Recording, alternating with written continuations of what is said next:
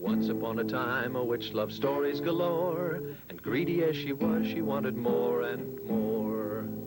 When she saw that the librarian had stories of all kinds, she said, "I'll capture you, all your stories will be mine." There took place a curious chase through meadow, tree, and flower, till at last they ended up right at the witch's tower. Now poor Marian, the librarian, a prisoner she'll stay, until the witch is happy and lets Marian go away. Hi, I was just looking through the trunk for something that might be in a story about grandmothers. Kerfumbly said she wanted a story like that, and I think I found somebody that you might know. Do you know who this is? The picture is a boy named Benjie, and guess who that lady is with him? Right, that's Benjie's grandma, Granny. And I found something else for our story. It's a bakery sack.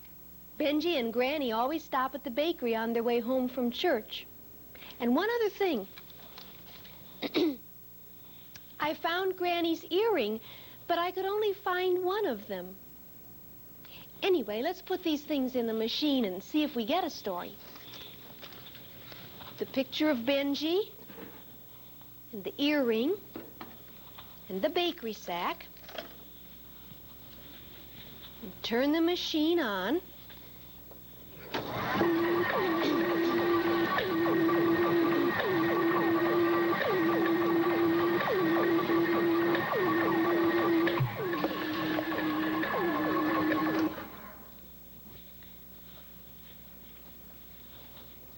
And it's Benjie by Joan Lexow. Marian, I was sweeping out the tower room, and just look what I found. Why, that must be Granny's other earring. Granny's earring? Oh, yes, Kerfumbly, sit down. The story tells all about it. Oh, I'd like to hear it. Yes.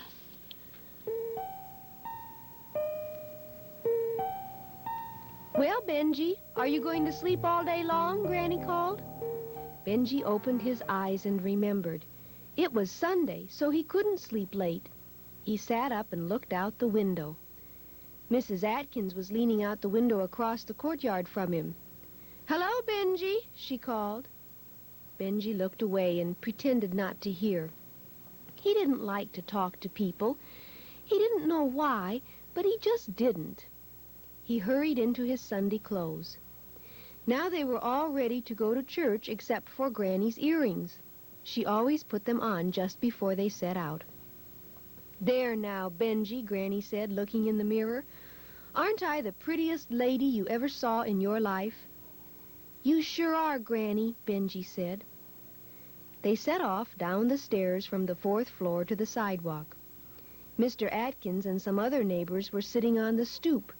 They said hello to Granny. Mr. Atkins said, "Where is Benjie? I thought I saw him with you." "Oh, he's around me somewhere," Granny said.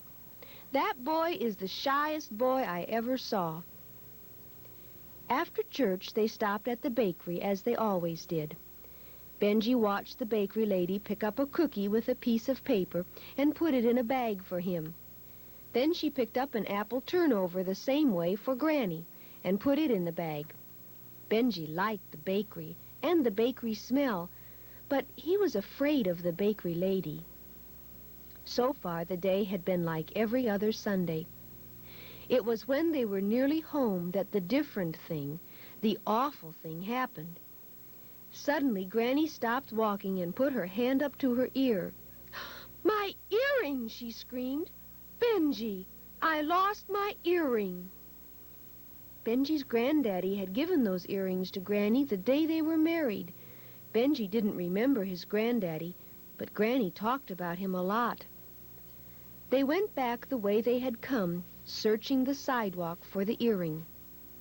"I don't see how we're ever going to find it, Benjie," Granny said. "Maybe somebody found it by now and took it away." "But Granny," Benjie said, "we have to find it." Granny said, "Now look, Benjie, haven't I had the joy of those earrings all this time? And I've still got one to look at and remember. You and I won't waste any tears crying over it." They went home, and Granny decided to take her afternoon nap. "You just play quietly for a while," she told Benjie, "and keep your good clothes clean." Instead of playing, Benjie sat on the floor and thought, maybe they just hadn't looked long enough. What they ought to do was go look some more. Benjie started to tell Granny so, but she was already asleep. Then he had a better idea. Why shouldn't he go out on his own? He went out the door and closed it gently behind him. When he got downstairs, there was Mr. Atkins sitting on the stoop again. "Why, hello there, Benjie," he said. Benjie looked around for somewhere to hide. "Come on now, say hello to me just this once," Mr. Atkins said. Benjie tried, but only the tiniest whisper came out. "Well, that's a start," Mr. Atkins said. "Now try it once more." Benjie took a deep breath and opened his mouth wide and hollered, "Hello, hello, hello!" Then he streaked around Mr. Atkins and down to the corner where Granny had first missed her earring. He walked down the sidewalk, keeping his eyes glued to the ground. All of a sudden, he bumped into somebody. "I'm sorry," he whispered, and looked up. It was a lamp-post he'd bumped into. He giggled to himself. Benjie went on searching all the way to the church. There was no sign of an earring. He turned around and slowly began walking home. When he reached the bakery, he remembered. Neither he nor Granny had thought of searching for the earring in here. He tiptoed in.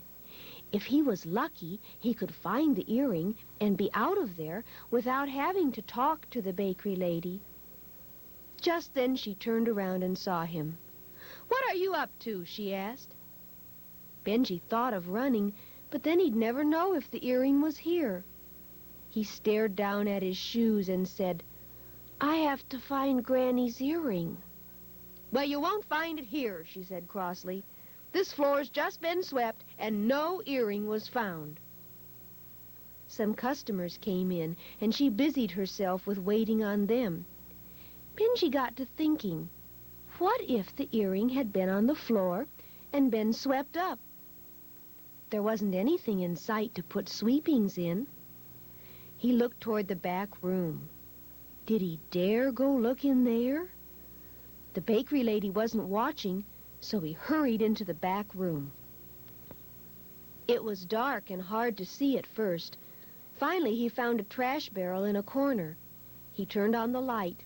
Now he'd be able to see the earring if the light hit it. Just then he heard footsteps coming toward him. There wasn't time to turn out the light. He hid behind the barrel. "I thought I'd turn this light out," he heard the bakery lady say.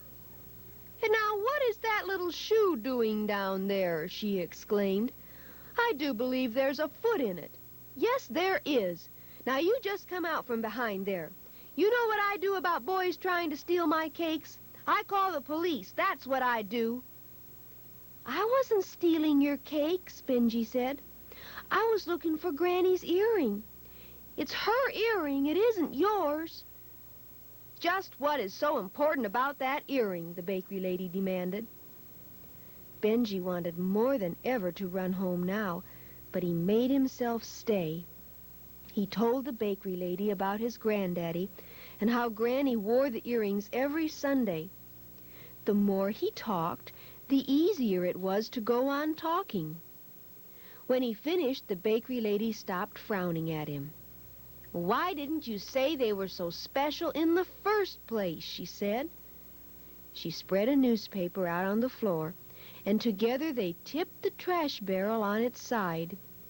She made Benjie put on a long white apron to protect his Sunday clothes. "You go through it a little at a time," she said. Then she had to go out and wait on a customer. Benjie emptied out the barrel little by little. Just when he had decided it wasn't in the barrel, there it was, sparkling in his hand. Carefully he put the dirt and the newspaper in the barrel.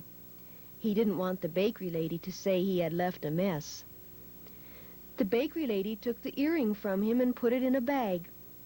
"Now you won't lose it on the way home," she said. The bag was too heavy for just an earring. Benjie looked inside and saw a cupcake. "Thank you," he said. "Thanks a lot." Benjie hurried home. Mr. Atkins was still sitting on the stoop, half asleep. Benjie tiptoed up to him. "Hello, Mr. Atkins!" he yelled. Mr. Atkins jumped up and burst out laughing. "Who is this?" he said. "It can't be Benjie." Benjie ran up all the steps and into his apartment. "Say, Granny, I found that old earring you thought you lost."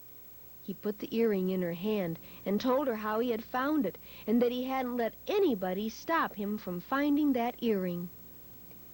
Granny put both earrings on her ears and looked in the mirror.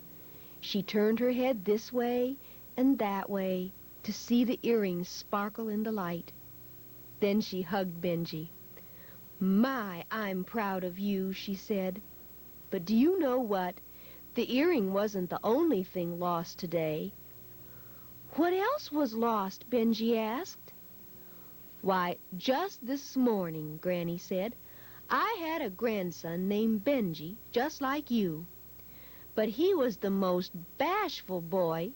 He hated to speak to anybody. Now he's gone. He absolutely disappeared.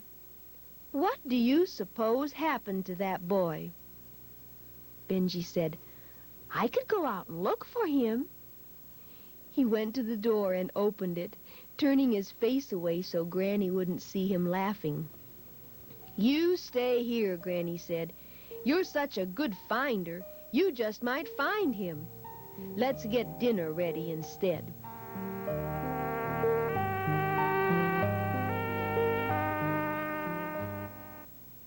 Oh, Marion, that was just lovely. Did you really like it? Oh, I liked Granny, and I liked Benjie very much, too. Of course, I really did want a story about someone more like me. You know, Marion, I'm not shy. I know that. Well, what sort of a person are you? Well, I'm very smart. And I'm very magical, too. And, then, of course, I'm very pretty. Do you have any stories about someone like that? No, not exactly. Can you tell me something else about yourself? I'm very curious. Curious? I do know a story about somebody curious. Oh, good. And let's try that. Do you know a story about somebody curious, too? Good. I'll meet you right here next time. Once upon a time, a witch loved stories galore, and greedy as she was, she wanted more and more. When she saw that the librarian had stories of all kinds, she said, "I'll capture you, all your stories will be mine."